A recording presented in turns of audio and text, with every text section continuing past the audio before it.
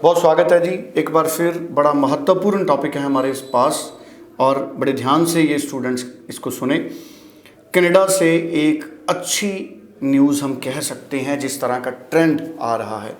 सवाल क्या है? सवाल ये है, how to get visa with high gap and low marks. उसमें और कई सारे पैरामीटर्स होते हैं, वो क्या हैं, सक्सेस का रीज़न क्या है, ये जसमीत जी हमको बताएंगे। लैंडमार्क इमिग्रेशन के कई ऐसे रिज़ल्ट्स आए हैं जिसमें 10 साल से ज़्यादा का गैप रहा है, लेकिन गैप के केस में रिज़ल्ट कैसे आता है, लो परसेंटेज में रिज़ल्ट कैसे आता है, ये सारा आज जसमीत जी हमको शेयर करेंगे, ताकि अगर आपका गैप है, आपके लो मार्क्स हैं, तो आपको किन बातों का ध्यान रखना है अप्लाई करने से पहले, इसको नोट कीजिएगा। जसमीत जी, आपका स्वागत है। So hello friends, this is again we're going to discuss an important topic today, so please subscribe to our YouTube channel Visa Success Stories, Landmark Immigration and Jasmeet Singh Bhatia. So I will advise you that how we can get visa with low marks and big gap. So first of all, अगर तो आपका gap 12th के बाद है तो उसको हम justify करने की कोशिश मत करें, तो उतना ही बेटर होगा। So whatever is the real situation, suppose you are helping your family, suppose you are doing work supporting your parents business, suppose you've done any computer diploma, suppose you gave an entrance exam which you were not able to clear, so जो भी actual में आपने किया उसको ही mention करें अपने forms में। but I will tell you that visa officer और high commission loves honesty। अगर आपकी फाइल honesty के साथ सबमिट होगी तो that is one thing which will get you visa।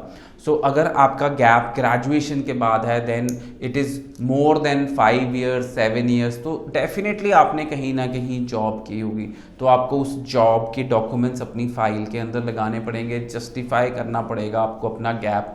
And suppose secondly आपके मार्क्स कम है, like we have to find a government college which is accepting low marks। so first of all there are lot of government colleges जो 50 से नीचे जो marks होते हैं नहीं accept करते, but there on the other hand there are many colleges which accept too। so check करना पड़ेगा कि आपकी प्रोफाइल कौन से गवर्नमेंट कॉलेज में एलिजिबल है। Don't be rigid on location, आप अपनी लोकेशन को लेके बिल्कुल रिजिड ना हो, बट आप ये देखें कि आपको सही कोर्स और सही कॉलेज और गवर्नमेंट कॉलेज कहाँ मिल रहा है। सो अभी तक जितने भी आपने हमारे टेस्टिमोनियल्स देखे हमारे YouTube channel visa success stories पे, उनमें आपने देखा होगा कि हमने जितने भी वीज़ा लो मार्क्स या हाई गैप पे लिए हैं, they are all in public colleges और universities.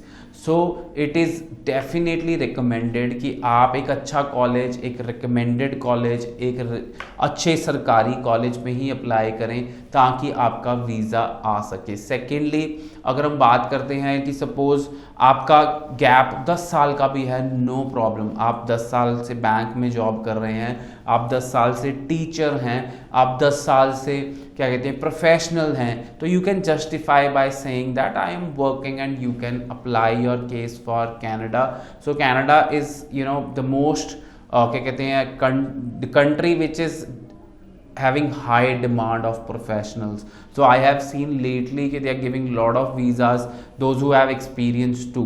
so I will advise students to visit our nearest office or call us at 90413 90412 if you have any of these two issues। बिल्कुल ठीक है जसमीत जी, बड़ी अच्छी आपने बात कही। जसमीत जी, कई स्टूडेंट्स गैप जस्टिफिकेशन के लिए कई तरह के डॉक्यूमेंट्स क्रिएट करते हैं, किसी से भी एक्सपीरियंस सर्टिफिकेट बना लेते हैं, उन स्टूडेंट्स को आप कैसे गाइड करेंगे? वो प्रैक्टिस कितनी डेंजरस हो सकती है और उसके नुकसान क्या है? सो देखो, कई बार ऐसा होता है कि आज के ही एक एग्जांपल ले लेते हैं सुरेंद्र जी की, स्टूडेंट मेरे पास विजिट किया। सो फर्स्ट ऑफ ऑल किसी कंसल्टेंट ने उसका कोई डिप्लोमा बना दिया और वो पुटअप कर दिया, और सेकंड टाइम जब वो किसी और कंसल्टेंट के पास गया तो उसने उसका एक्सपीरियंस बना दिया, उसने ये भी नहीं देखा कि उसकी पुराने कंसल्टेंट ने क्या किया था। So just to charge money, और पहले कंसल्टेंट ने भी उनसे 35,000 चार्ज किए, सेकेंड कंसल्टेंट ने उनसे 50,000 चार्ज किए। सो मैं तो हैरान हूँ, बच्चे हमें 5,000 रुपया दे के राजी नहीं है। We are charging no money from an SDS profile, no money before visa, no money after visa. अगर आप इतने पैसे दे रहे हैं कंसल्टेंट को, तो कंसल्टेंट को इंटरेस्ट ही नहीं है वीज़ा लेने में, उसको तो पैसे मिल गए अपने। सो कंसल्टेंट ने ये भी नहीं देखा कि लास्ट टाइम जो प्रोफाइल में इंफॉर्मेशन गई थी वो भी नहीं देखी।